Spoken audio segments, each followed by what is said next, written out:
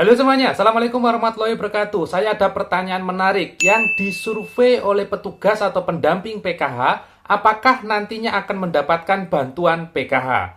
Nah, pada judul video saya tulis, bagi yang disurvei akan mendapatkan bantuan PKH. Tapi ingat Bapak Ibu, pada tulisan tersebut ada tanda tanya. Artinya, itu adalah pertanyaan. Apakah yang disurvei kemarin itu akan mendapatkan bantuan PKH karena yang mendata atau mensurvei adalah pendamping PKH. Nah, Bapak Ibu, pada kesempatan kali ini akan saya beritahu jawabannya kepada Anda semua dan juga penjelasan lengkapnya. Kenapa yang survei pendamping PKH dan apakah yang disurvei akan benar-benar mendapatkan bantuan PKH, begitu ya. Bagi Anda yang ingin tahu penjelasannya dan juga ingin menambah wawasan terkait info bansos terkini pada tahun 2025 kali ini, Anda bisa simak penjelasan yang nanti akan saya sampaikan. Dan berikut info lengkapnya. Baik Bapak Ibu sekalian, terima kasih masih senantiasa menyimak info di channel YouTube Ahmad Riza Effendi tentunya.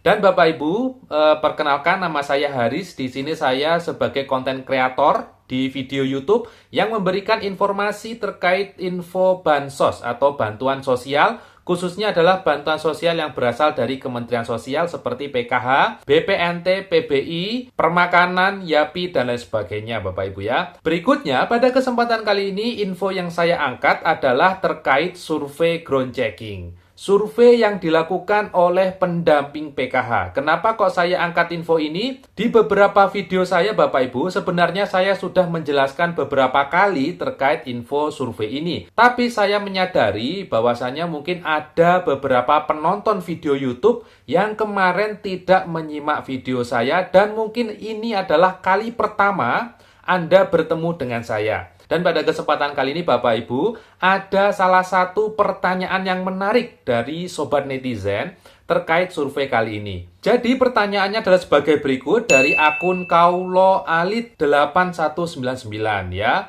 Kak, kemarin saya didata sama petugas PKH dan ditanya soal tanah dan ekonomi saya. Dan di foto rumah saya. Apakah saya mau mendapat PKH? Pertanyaan serupa juga disampaikan oleh Calvin Fin 7485. Assalamualaikum, waalaikumsalam. Kak, kami dapat BPNT tapi tidak PKH. Namun kemarin disurvei sama pihak PKH. Maksudnya mau apa? Apakah kami akan masuk dalam daftar PKH, Kak? Baik, dari dua pertanyaan itu Bapak Ibu akan saya bantu jelaskan ya secara singkat juga karena waktu kita juga terbatas. Jadi Bapak Ibu, sejak awal bulan Maret kemarin itu dilakukan yang namanya survei atau ground checking. Jadi surat terkait ground checking itu ada sebagai berikut, ini suratnya.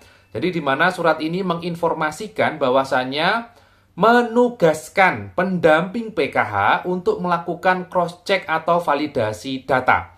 Nah, untuk melakukan survei itu, pendamping PKH sudah dibekali oleh semacam aplikasi. Jadi aplikasi ini bernama Sigma Mobile, di mana pada aplikasi itu sudah muncul nama-nama yang akan disurvei. Jadi sudah ada namanya si A, si B, si C, si D, dan sebagainya, dan juga alamatnya.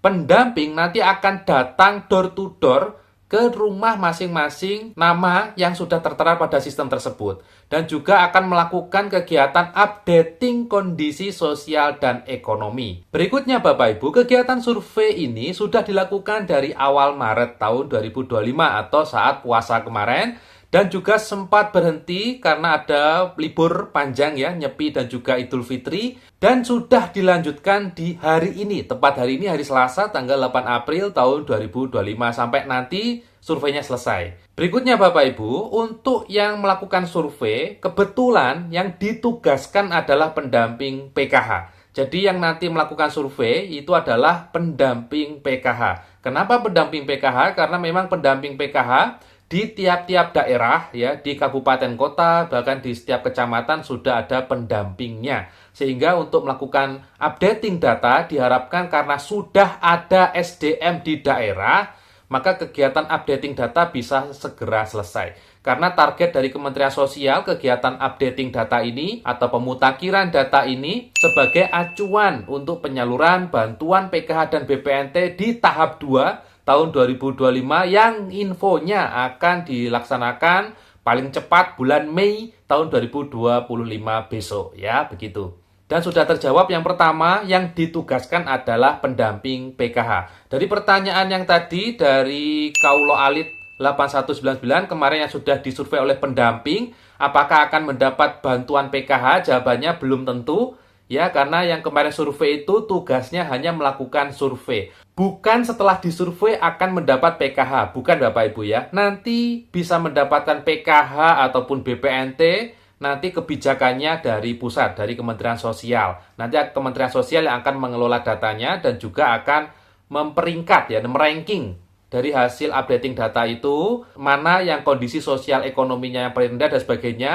Mudah-mudahan yang kondisi sosial ekonomi yang paling rendah ini dan yang bersangkutan memang secara kenyataan tidak pernah mendapatkan bantuan seperti PKH, BPNT, ya mudah-mudahan bisa dapat bantuan PKH dan BPNT ya. Jadi kalau dilakukan survei kemarin oleh pendamping PKH, itu bukan untuk pendaftaran bansos PKH Bapak Ibu ya, karena pendamping PKH kemarin itu kebetulan diberi tugas untuk melakukan survei karena memang yang sudah siap di lapangan itu salah satunya adalah pendamping PKH. Ya, saya menyadari mungkin saja kalau nanti dari Badan Statistik dengan Kementerian Sosial itu mengangkat atau mencari SDM lain, mungkin nanti juga pertimbangannya akan memakan banyak waktu, padahal secara target ya ditargetkan tahap 2 besok data updating ini akan dilakukan atau digunakan untuk dasar penyaluran PK dan BPNT tahap 2. Sehingga dari penjelasan saya ini juga otomatis menjawab pertanyaan dari Calvin Vin 7485 ya, di mana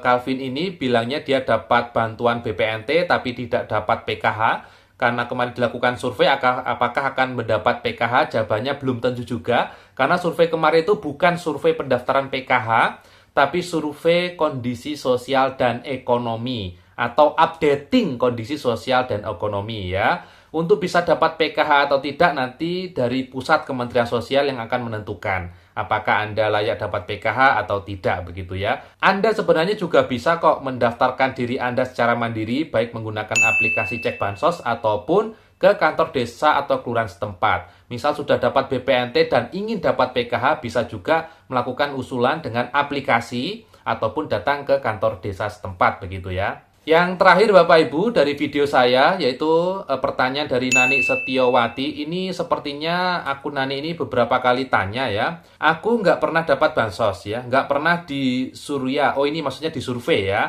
Tapi juga nggak pernah dapat. Gimana ya? Aku juga nggak mampu. Jadi Bapak Ibu, jika ingin mendapatkan bansos dan kondisi sosial ekonomi Anda memang sangat tidak mampu ya atau masuk kategori miskin ataupun miskin ekstrim, nah, Anda sebenarnya bisa melakukan daftar secara mandiri ke kantor desa atau kelurahan. Karena dasar hukumnya sudah jelas yaitu Undang-Undang Nomor 13 Tahun 2011 Pasal 9 di mana fakir miskin yang belum terdata di dalam data kemiskinan dapat mendaftarkan secara aktif ke kantor desa atau kelurahan. Jadi langsung ke kantor desa atau kelurahan untuk bisa mengusulkan diri Anda untuk masuk ke data kemiskinan ataupun Anda bisa mengusulkan diri Anda untuk bisa mendapatkan bansos. Nanti akan diseleksi oleh desa atau kelurahan. Nanti akan ada seleksi berjenjang ya. Seleksi di tingkat desa, nanti seleksi di tingkat kabupaten dan seterusnya. Misal Anda tidak berani, ya mungkin takut ya ke kantor desa atau kelurahan,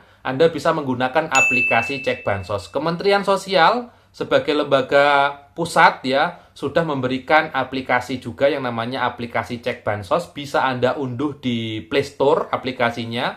Silakan mendaftar akun terlebih dahulu jika belum punya akun dan juga Anda bisa coba mengusulkan diri Anda sendiri untuk bisa mendapat bansos ya. Nanti di situ bisa Anda ikuti bagaimana yang perlu diisi dan sebagainya. Dan nanti juga akan ada seleksi ya dari tingkat desa, kabupaten dan sebagainya dan sebagainya. Karena bansos sekarang itu kuotanya terbatas ya, sehingga perlu dilakukan seleksi secara ketat apakah memang layak bansos atau tidak. Tapi Bapak Ibu, ada hal yang sangat penting sebelum Anda usul baik ke desa ataupun menggunakan aplikasi Cek Bansos. Apa itu? Yaitu adalah Anda pastikan KK dan KTP Anda itu valid.